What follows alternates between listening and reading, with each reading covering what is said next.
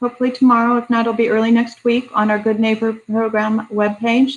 And we will also be providing the links as well to the English presentation that you'll be seeing this evening, as well as the Spanish presentation. So with that, I'm going to hand it over to Mark Dubner, our director, who will be leading you through the presentation this evening. Mark. Yeah, thank you, Helena, and welcome everybody to our Good Neighbor Program community meeting. We try to do these with the regular frequency just to make sure that all the connecting neighbors we have here at Love Field stay informed about the goings on at the airport, giving opportunity to see what we're doing as well as ask questions and provide input. We do, as Helena mentioned, we will have the chat on. Questions can be submitted, and we'll tackle those at the end. And I'll run through kind of the updates on the various projects. We've got some fairly exciting things going on and really starting to make progress. And any of you that were here at the very beginning when we started the Good Neighbor program way back in, 5 years ago, the idea was to get that input and help guide the airport on how we would become a better neighbor, improve the connections we have, and not just be an airport that would only be enjoyed by folks that were catching a flight. So this is an ongoing effort. This is not something that has a start and a finish. We think this is a great platform and vehicle for us to engage with our neighbors and make you part of what your airport is doing.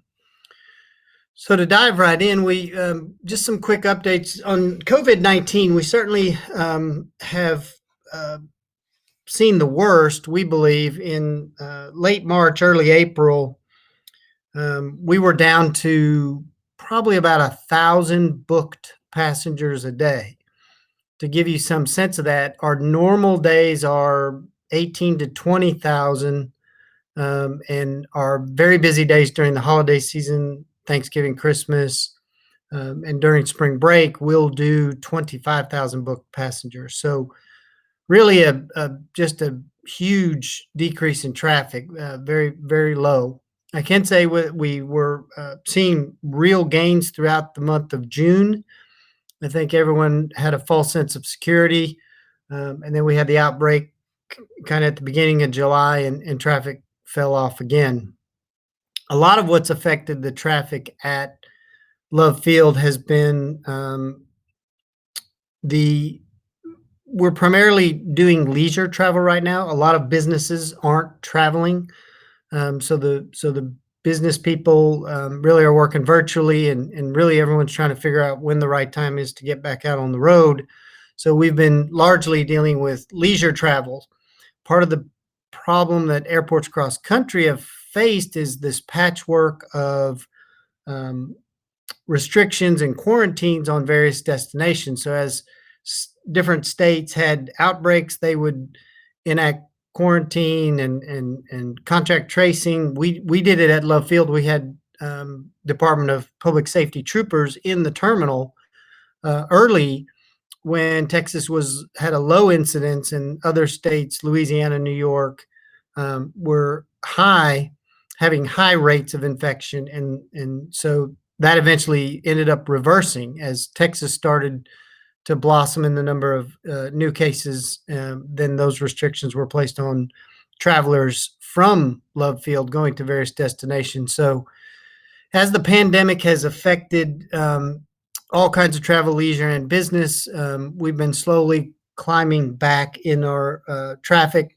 I can say that we have spent a lot of energy. We've got a lot of our staff focused on the safety of the airport, cleanliness, making sure that we're meeting all the guidelines with regard to providing ample room for social distancing. Dallas County, of course, has a mask mandate. Masks are required in the terminal. We're doing a high-frequency cleaning, especially on touch surfaces. And so we feel, along with the other airports in Texas, that airport's probably one of the safer places you could go because we have put such an emphasis on cleanliness and safety of our passengers. I can say that as of the last couple of weeks, we're approaching 50% in our traffic numbers. So we're about maybe a little over 50% down from where we were last year. The bookings forecast for the holiday season is good. And you may have read in the paper today, as a matter of fact, Southwest has announced that they will sell full flights. They're currently selling only 66% of the seats, so they can maintain an empty seat in the middle if unless you're traveling with a group or so. But that practice is going to end, they announced, in December 1st. I can say that the number of flights will be increasing through November and December.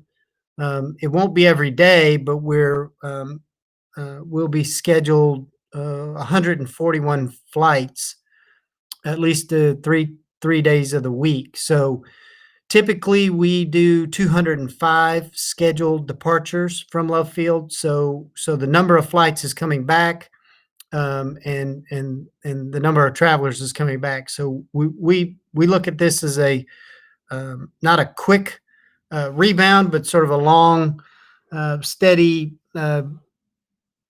gain of that traffic back to the levels we were at prior to COVID. So barring any unforeseen outbreaks, I know that there's a lot of talk about a fall flare-up, but I also know that the various vaccines are in clinical trials, and a number of them may be available, especially to vulnerable populations, by the end of the year.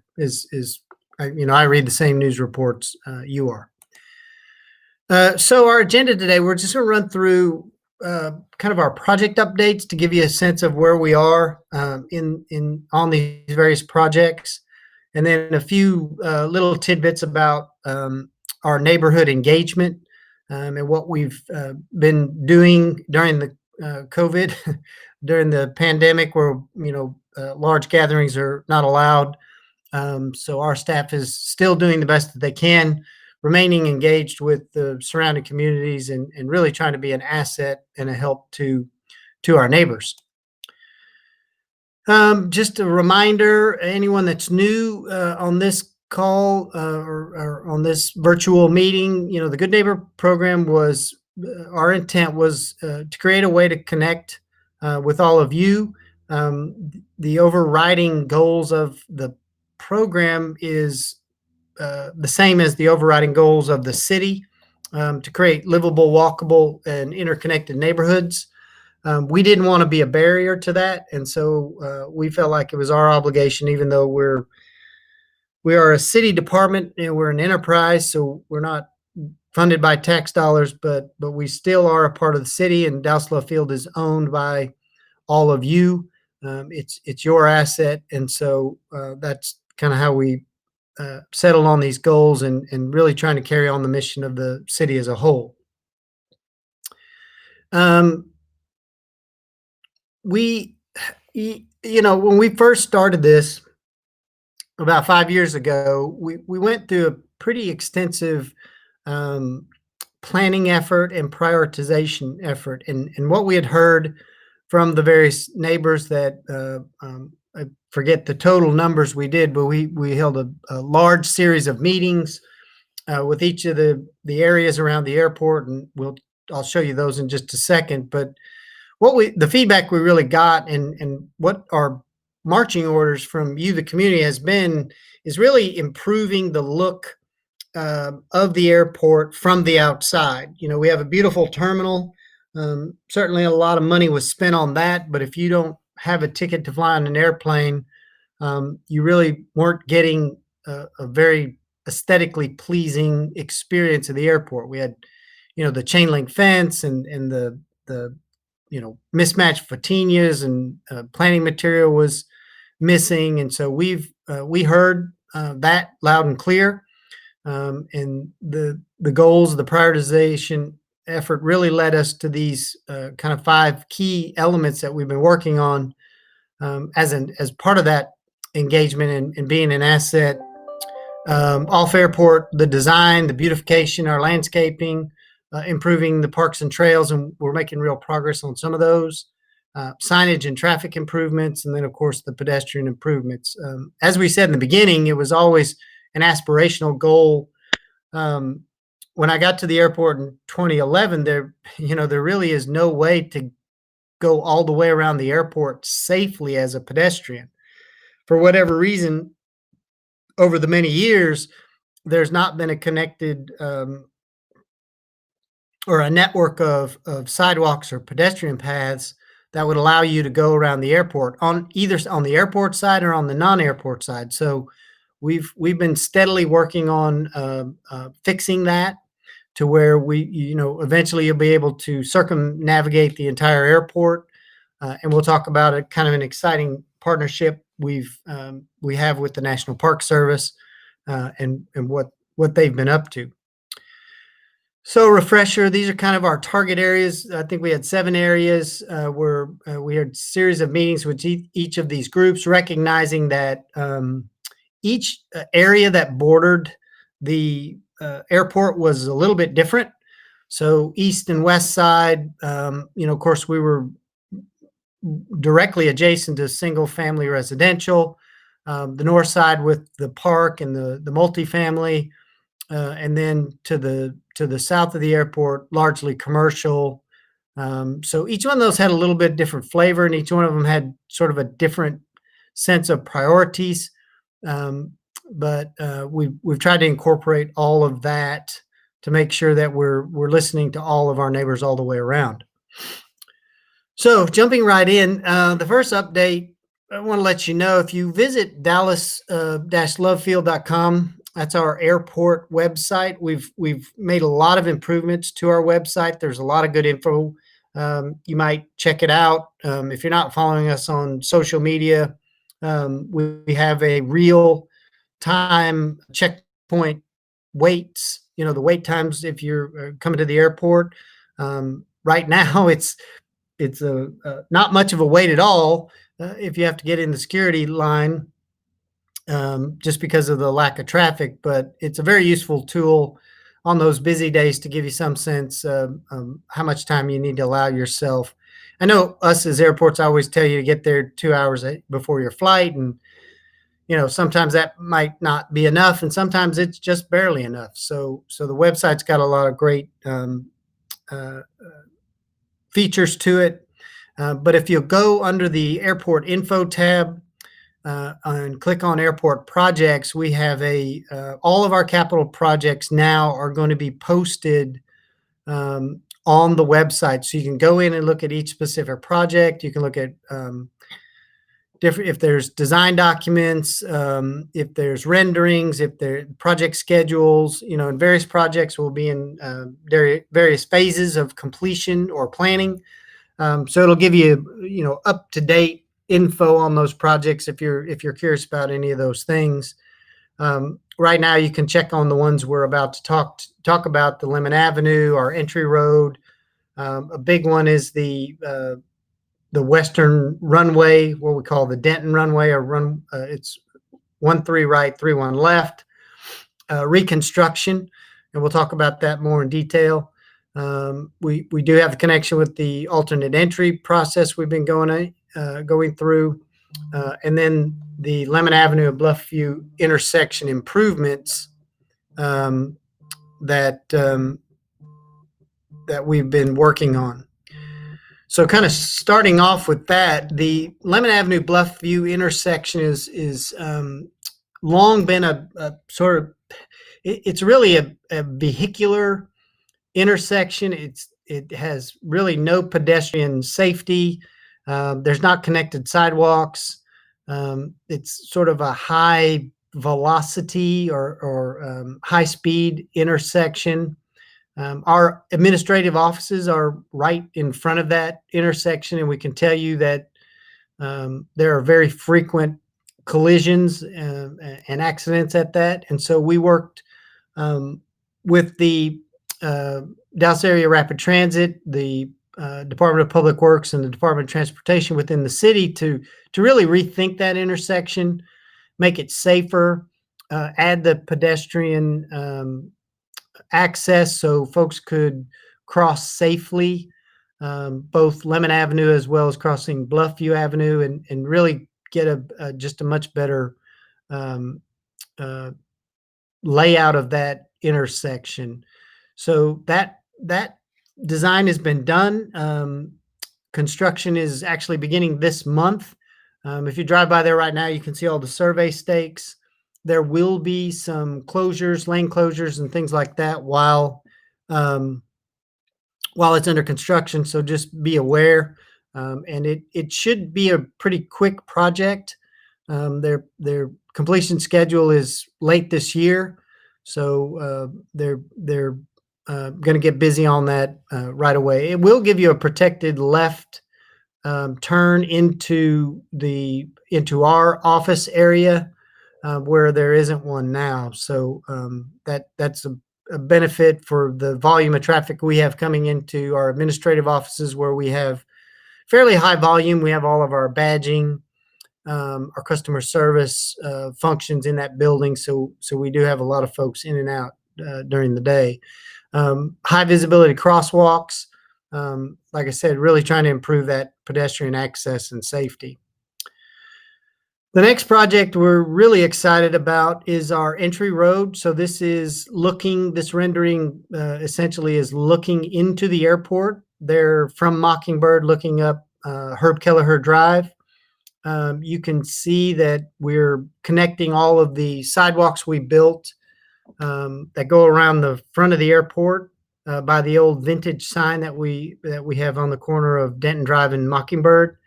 We'll be rethinking this whole intersection, a much more pedestrian friendly, as well as a much better pedestrian pathway from Mockingbird all the way to the airport. As you know, the lighting is very old-fashioned. We have these heavy concrete bollards that essentially block the sidewalk, and it's not very effective lighting at night. And it really is distracting to drivers because it's essentially at or just above eye level of most vehicles. So we'll be taking all of that out. It'll give us more room to improve the landscaping. Not much change to the roadway itself, more pedestrian improvements, landscaping. And then we'll rethink our front sign. We have that large granite. We jokingly refer to it as a tombstone. It's it doesn't really fit with the look and feel of Love Field. We'll be installing a new sign, but really the most exciting thing is through our public art program, we've selected a new piece of public art. You can see in the rendering there, it's about 120 foot wide. It's got a great scale. And the name of the artist escapes me, and I think Guy Bruggerman is who's our art coordinator. He may throw it in the chat who the artist is, but we went through a competitive selection for the public art program to get that really fantastic piece of art. So it's really going to make the entry of the airport something that all the citizens can be proud of. So Guy just chatted in that the artist is Ed Carpenter, and the title of the piece is Lovebird. It's a very large steel structure. It will be lighted at night, so we're going to get a great sort of look during the day as well as night. So we're really excited, and that couples with the improvements we made to the Spirit of Flight fountain that we did when we built Garage C, and so we're pretty excited about, and we're very proud of our public art program at the airport. So a big improvement, continuation of the higher quality fencing. We've pretty much got all the way around the airport now, and really something to be proud of, and really be a front door for the city for folks arriving. The next project is the runway reconstruction. So that runway will be closed for approximately 9 months. We've been doing a lot of other projects to increase the capacity of the east side of the airport, building some new taxiways so that we can handle the traffic. I guess the silver lining of the pandemic and the slowdown in traffic and operations is that the impact of that closure will be lessened slightly for the activity on the east side, because that will be the only runway that'll be open for that 9-month period. So that'll start next spring. We've been trying to give as much notice over the past, 3 or so years, letting everybody know that this project is coming and it will be an impact. So we're just trying to keep that runway closure as short as possible, so that we can get it back open and balance out the activity on the runway, so we don't have all the activity on one side for longer than we have to. This rendering's kind of a little graphic of the phases. We kind of do the middle part and the taxiway in the blue. Then we'll do the longer part in orange, and then come back and do the green parts. And then we have some other enabling segments that won't affect the overall closure of the runway. It does affect aircraft movement, but we've tried to kind of keep that runway closure as short as possible, even though the project encompasses more than just the runway. It's a $124 million project. We hope to award it in late November, early December, so that we can get started. It's been a little delayed on the award, but we hope we'll get it awarded this year, and then we'll begin in earnest. So we'll keep working on that. Alternate entry analysis. I think we've had some separate community input meetings. We've got a survey, a public survey. The link to the survey is on this slide, and it'll be on the presentation that's posted on the website. And then I think on the front page of our website too, we have a direct link to the survey. We've held 4 virtual public meetings. Part of where we are in that process on the alternate entry, we've done a fair amount of work on evaluating the 11 options that we saw as viable. We were narrowing that to 5, making a short list. However, there's a cooperative effort now underway, so we're going to be rolling our work on this into a North Central Texas Council of Governments area plan. So there's a number of traffic impacts or traffic, a lot of congestion, Mockingbird, Northwest Highway, Lemmon, Denton, all of those intersections.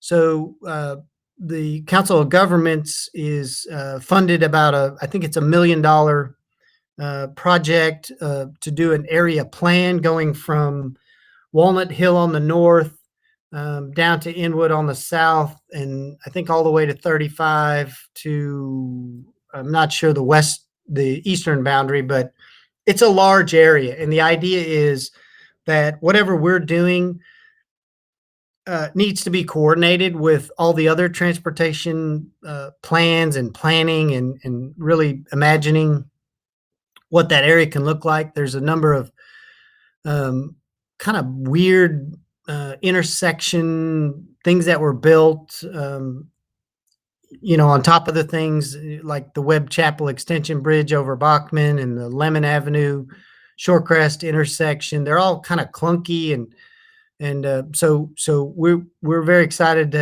to be a part of the COG overall plan to reimagine all of that, to improve not only the vehicular movement around the airport, but also really address kind of the mobility concerns. How are we stitching together pedestrian and bike paths?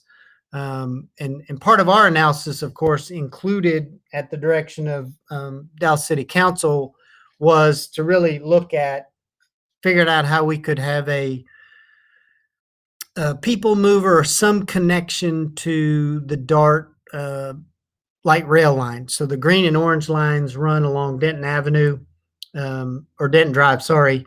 And so getting a connection over there has long been something that the airport and the city has been interested in. So I think it is several months. We haven't really got a project schedule on that yet from COG. We've had a couple initial meetings, but there'll be more work to come.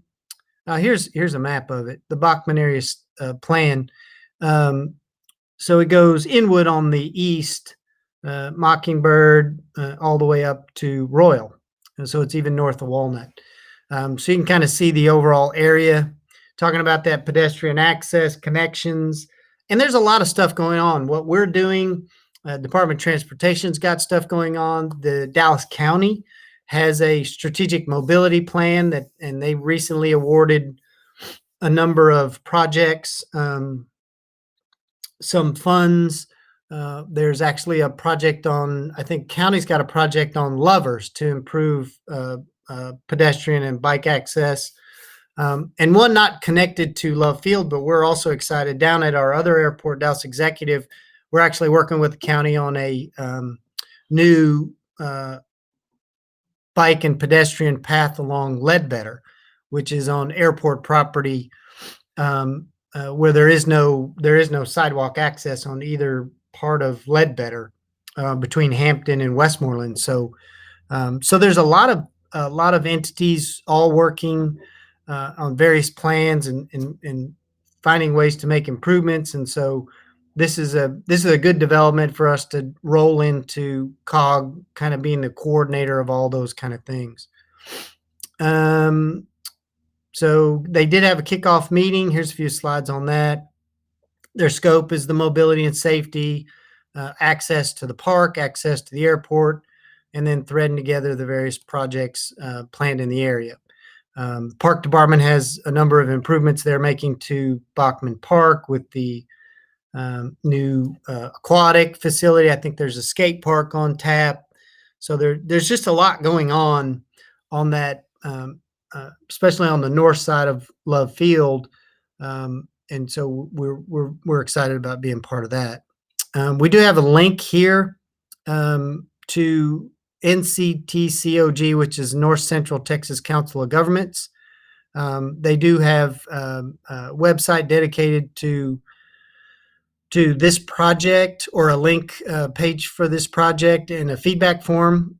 They will be conducting some additional, and that was the topic of the initial meetings we had with COG, was about the community engagement piece. So their approach is to have a sort of grassroots, bottom-up approach, finding out what all of the neighbors and the community inside that study area, what's important to them and what are the priorities. And so it's not just about Love Field. It's not just about that area, the Bachman area directly north of the airport, but really a much broader look so that we can all coordinate our activities.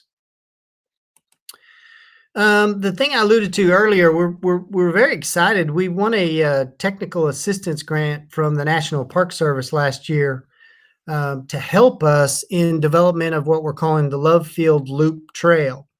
So as you know, the city and the park department's done this really a great job over, say, the past 10 years or so. They just opened the North Haven Trail and really stitching together these hike and bike trails to give, alternatives, not just for exercise, but real mobility alternatives to riding a bike or walking on a busy thoroughfare. And so we wanted to be a part of that. When we first started talking about being able to walk or bike all the way around the airport and connecting it to all of the other trail system, just going around the airport essentially adds another 5 miles of connectivity. So we're going to continue to work with the National Park Service. They've been doing some community survey work, working with other departments in the city And they have kind of their own process to get, that feedback from the multiple stakeholders. And so they're kind of working towards the end of all of that to give us that technical assistance.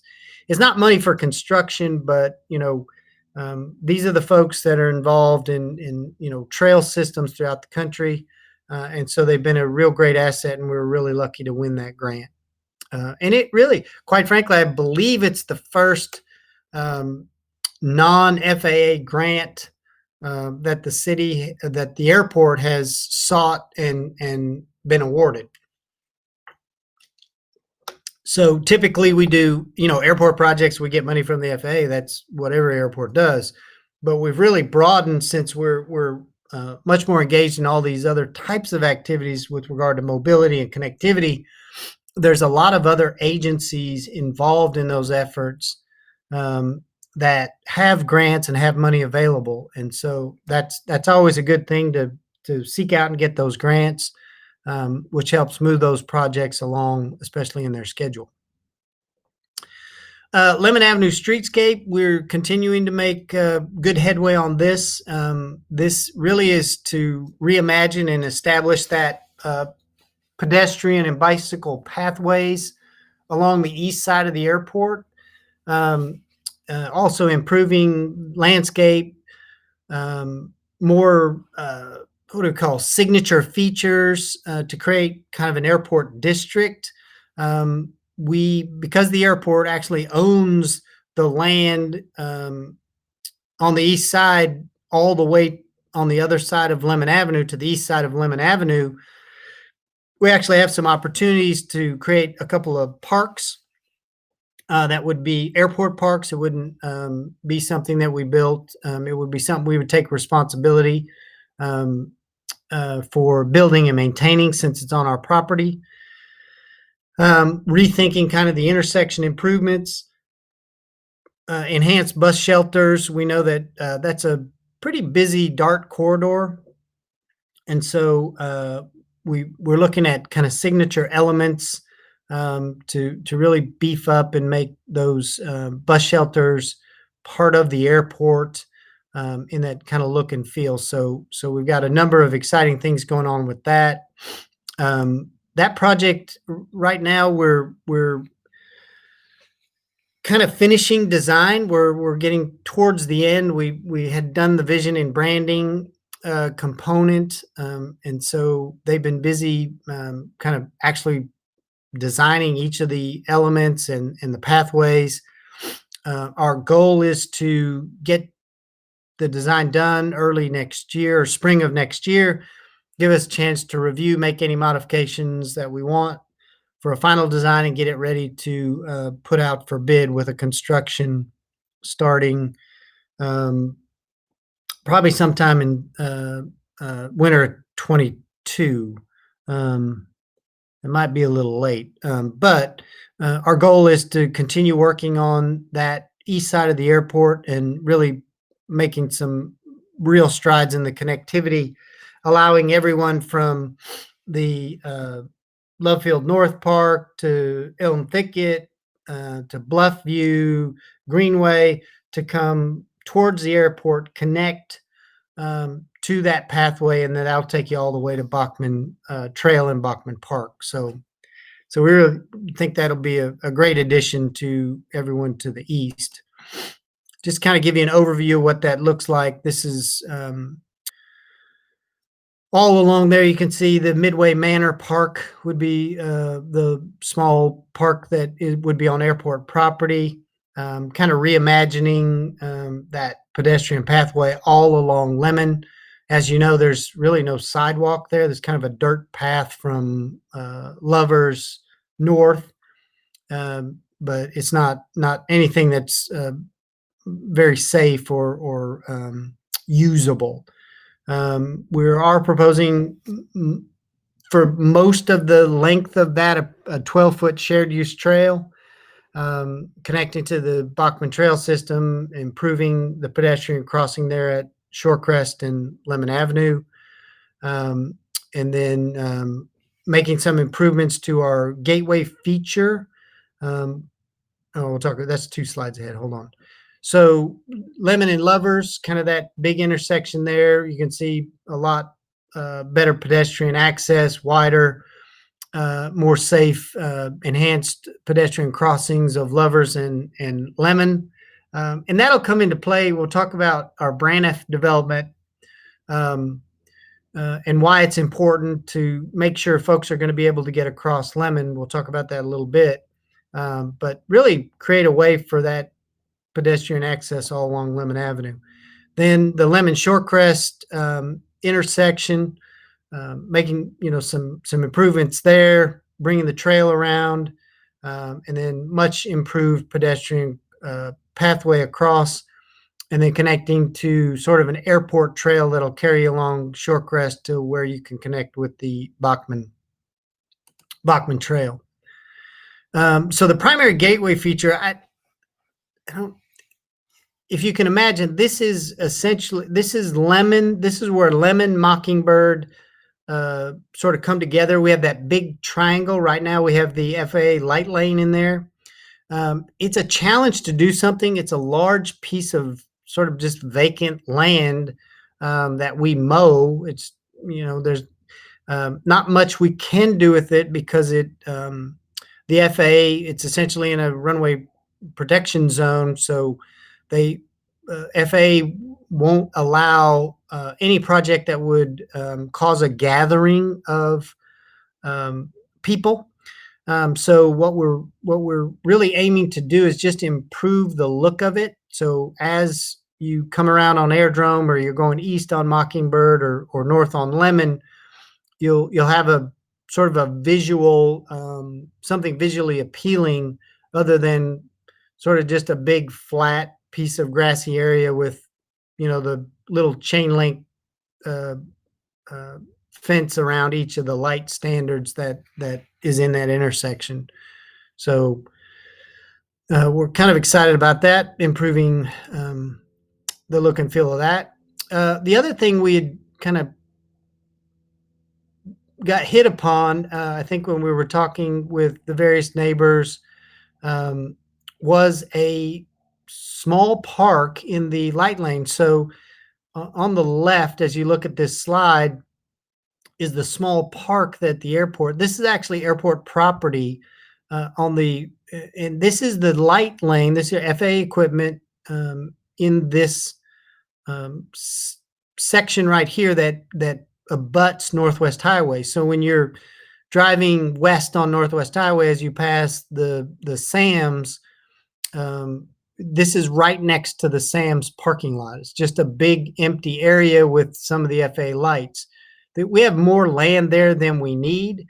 And then the north side is outside the runway protection zone, so we can build a park.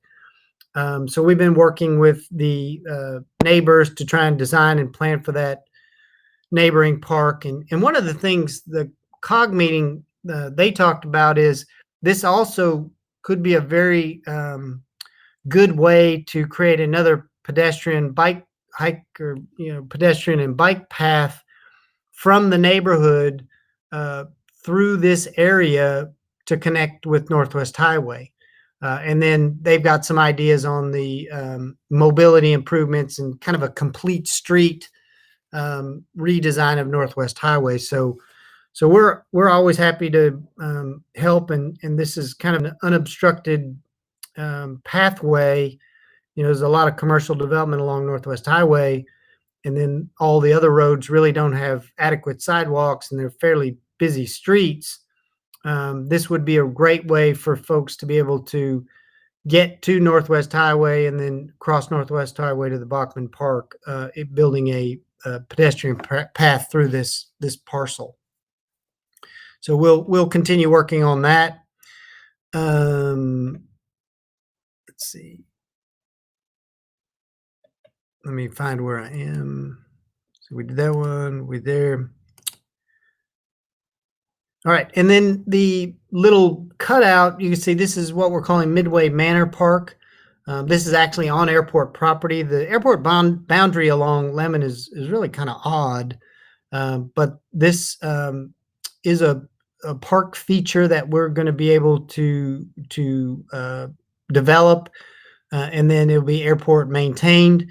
Connectivity there on the bottom of that rendering on that slide is Lemmon Avenue, so you can see the improved pedestrian pathway, and then sort of a small pocket park there that would be accessible to all of the adjacent neighbors. So lots of good things happening in that design effort on Lemmon. So we're pretty excited about getting that kicked off and bringing that to fruition. It'll really change that Lemmon Avenue corridor. Braniff Centre, we have been working on that project since about 2016, I think. The aviation part has been done. So we had a FBO, a fixed-based operator named TAC Air, has moved in and is operating. We also have a large presence of NetJets.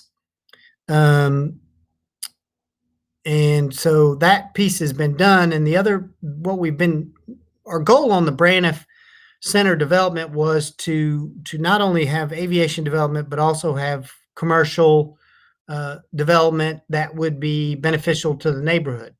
And we had a separate series of community meetings with the developers in the very beginning.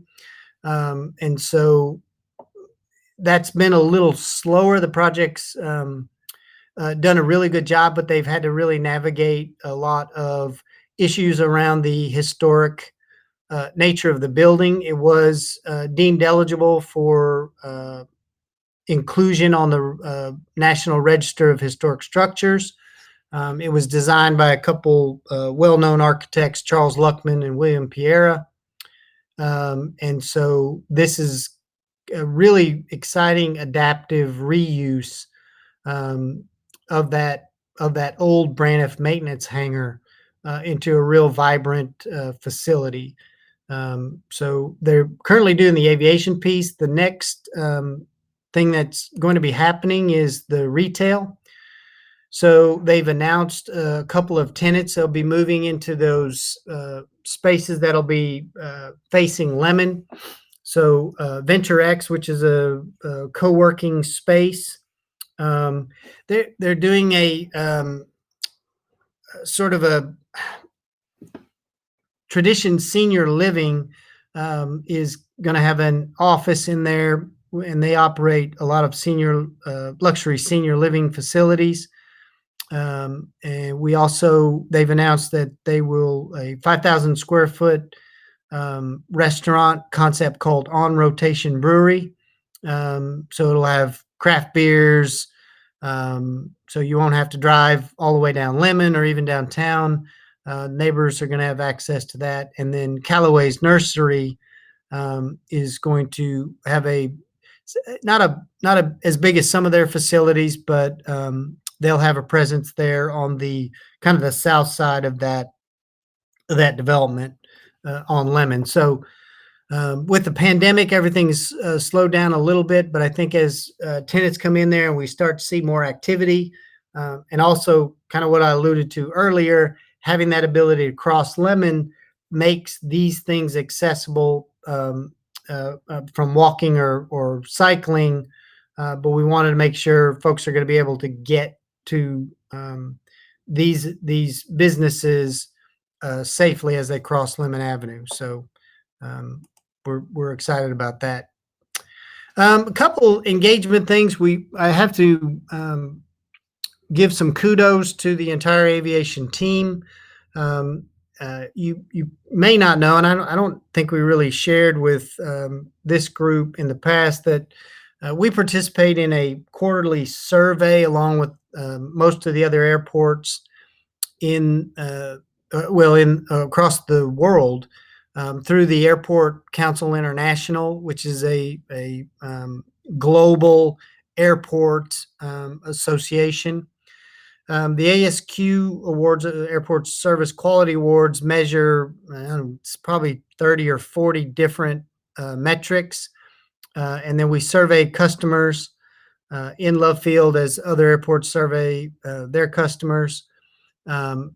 Quality of concessions, cleanliness of bathrooms, cleanliness of hold rooms, overall cleanliness of the airport. And Love Field has scored well. We've won, come out on top for our category, which is medium hubs. But the fact that we've consistently scored high, we were awarded this year the Airport Council International Director General's Role of Excellence. So only 60 airports around the world were given that designation this year. So it's a testament to all the hard work that the airport staff has put in. We also won for the first time. We've been close, but this year we finally placed first in the J.D. Power and Associates Airport Satisfaction Study in our category. And again, this year I think we moved up one notch in Travel and Leisure Magazine top 10 domestic airports. So so part of what we want to do is we want to make the airport a source of pride for all the citizens of Dallas, and make sure we're representing the city as best we can to the traveling public. A couple other things, we really have had a lot of success with our 5K on the runway. We sold out last year. But with the pandemic, all of the sort of public gathering events have been canceled. So our goal is to have a virtual 5K on the runway. So you can go to lovefield5k.com if you're interested in participating in the virtual 5K. We're hoping that we typically do the run in spring. So we're hoping that by next spring, a lot of those restrictions will be lifted and we'll be able to hold the race in person. Very popular. It's a very flat course. For those of you who are runners, so if you want to go for your personal best on a 5K, it's very flat and very straight. So, excuse me. But the virtual 5K will be fun. We just want to keep folks engaged and keep Love Field in mind when they get ready to do their races next year.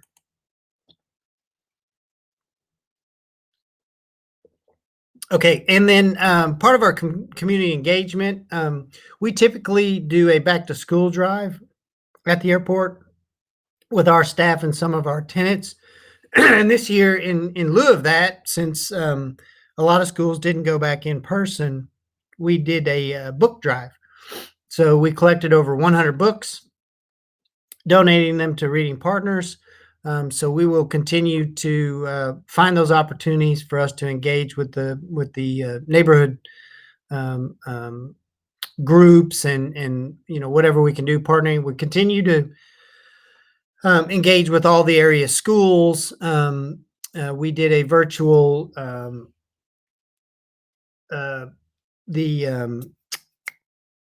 turn up event partnership with Big Thought. So we're going to continue that. Hopefully we will get back to seeing and helping people in person when those restrictions are removed. So as always, you can keep up with us on all the social media platforms. If you're a frequent traveler, our Twitter page is good. We push a lot of real-time information on flight delays and things like that. You can also follow us on, we have a Love Field Facebook, Pinterest, Instagram. So we try to stay engaged that way. Gives us other ways also to receive feedback, both from our website and then all the social media platforms. Folks can give us direct feedback on any issues in and around the airport.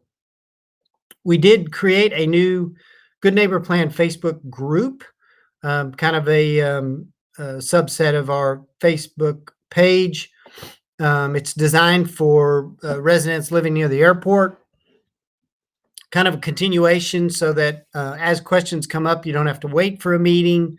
We give a forum for all of our neighbors to exchange information, and then for us to answer questions, post meeting notices, relevant information, things like that. So that's a new ad for us. So our Good Neighbor Plan contact information, we have it here. And as we said, we'll post this presentation on our website. So you can get it there, but 670 Love is our airport operations center.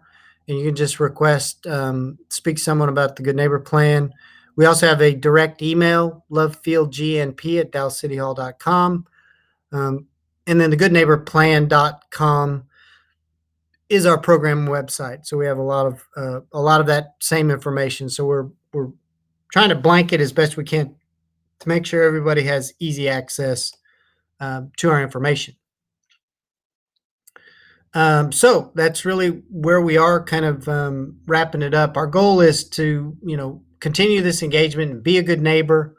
Our plan is to continue to get feedback from you to make sure the priorities are the same, and get ideas from you on what we can do to continue and to be a better neighbor.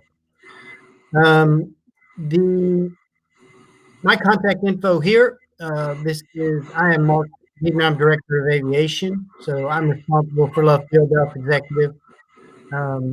You have my direct office number there, 214-670-6077. Mailing address, and doesn't have my email, but my email is my name, mark.diebner@dallascityhall.com. You can feel free to email me.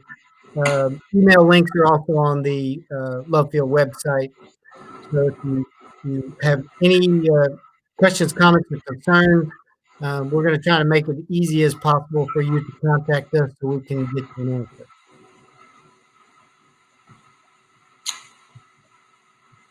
Okay, Mark, thank you very much for the presentation. We have had some questions come in while you were speaking, and so we're going to go ahead and post the questions that we received on the screen, and I will go ahead and read them out loud and then allow you to reply.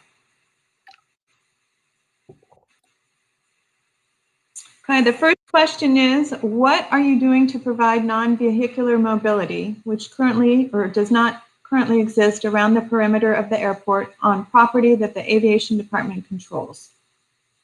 Yeah, so that I saw that question come in fairly early, and that's sort of why I think I really pointed out each one of those projects and how it is going to improve mobility. And so just, the question is, what are we doing? And I would say is every project that we're engaging in now will have and does have a component about improving mobility, non-vehicular, all the way around the airport. So we will continue to do that. Okay, next question. Will bushes be added in the front of the perimeter fence to block sounds and views to the airport from the surrounding neighborhoods?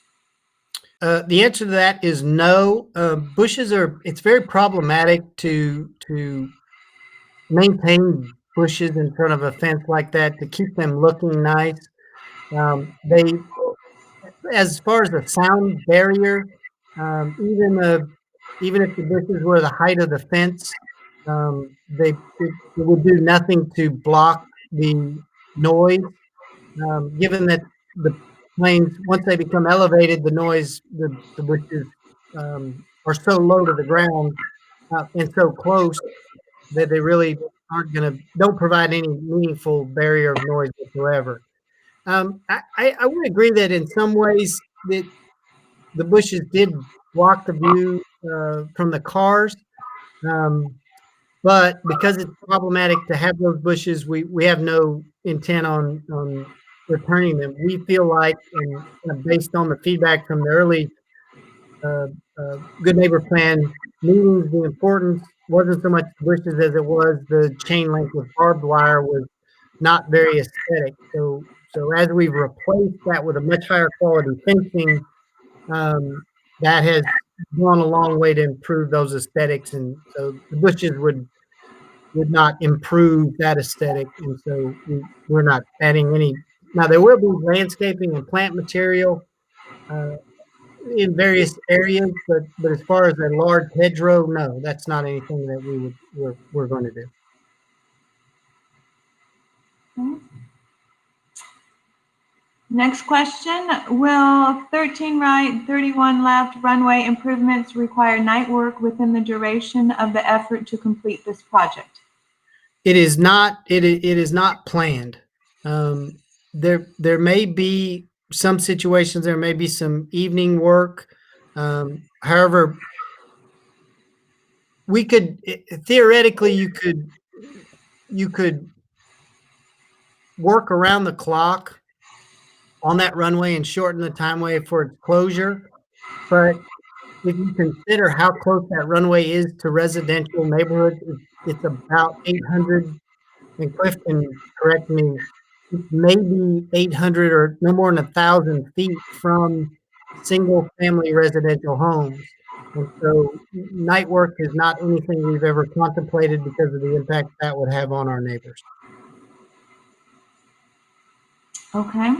Now, there may be one-off. We may, something may run late or we had to delay getting started. So I'm not going to say there won't be evening work that has to be done.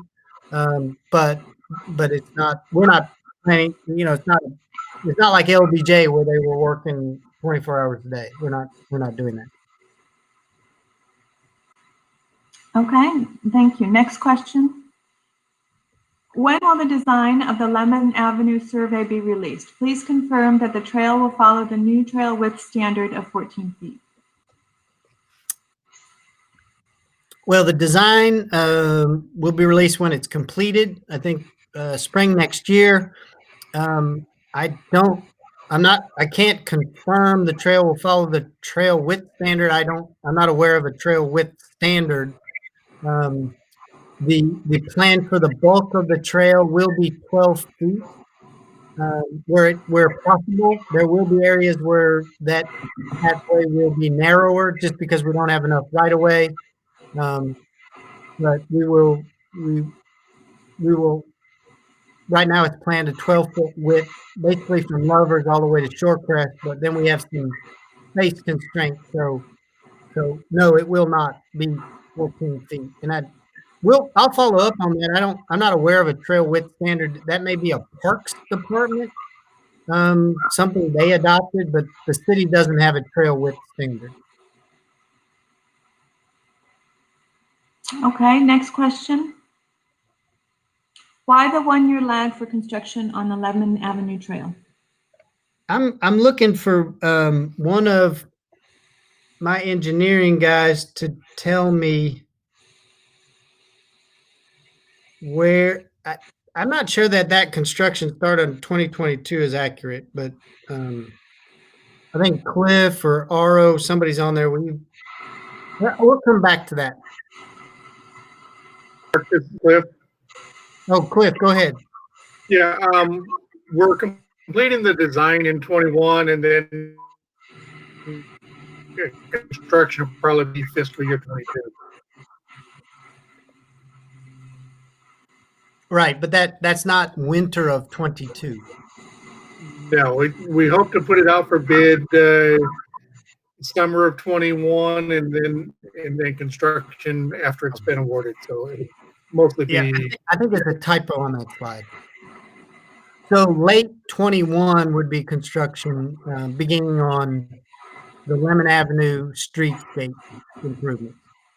That's the current plan, yes. Thanks, Cliff. Next question. Regarding the primary gate feature, which is a very cool concept, but should this area be incorporated into the overall COG discussion, which is to include the airport alternate entrance? Would hate for there to have to be reworked if an improvement is needed on the airdrome/Mockingbird flow. I don't think that given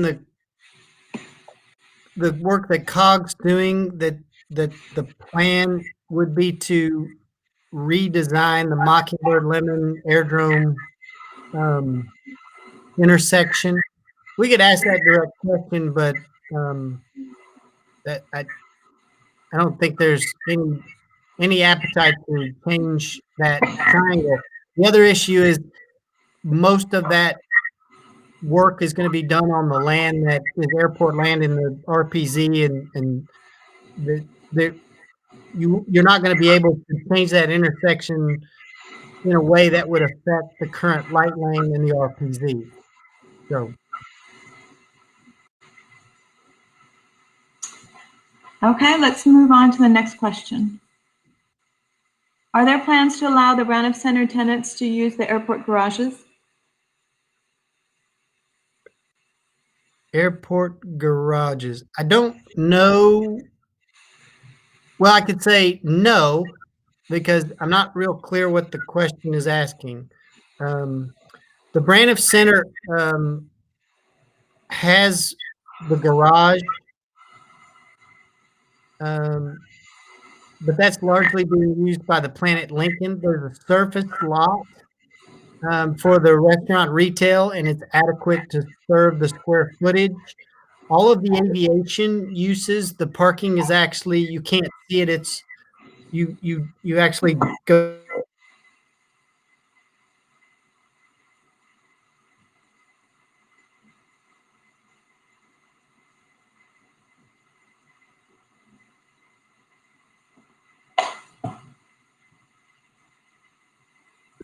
for the storage of vehicles for their showroom.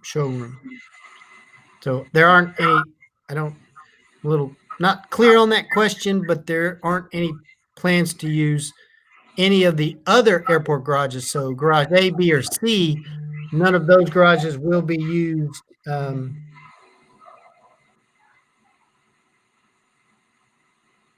Will be used.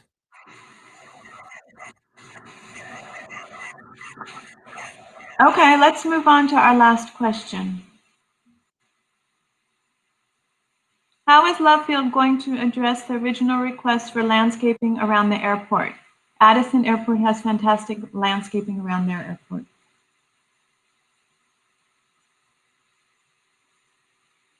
Well, I think the various projects we've outlined in this presentation explain how we're going to do that. I would say that Addison Airport is a little different animal in that most of the landscaping around the airport is not done by the airport. It's done by the leaseholders.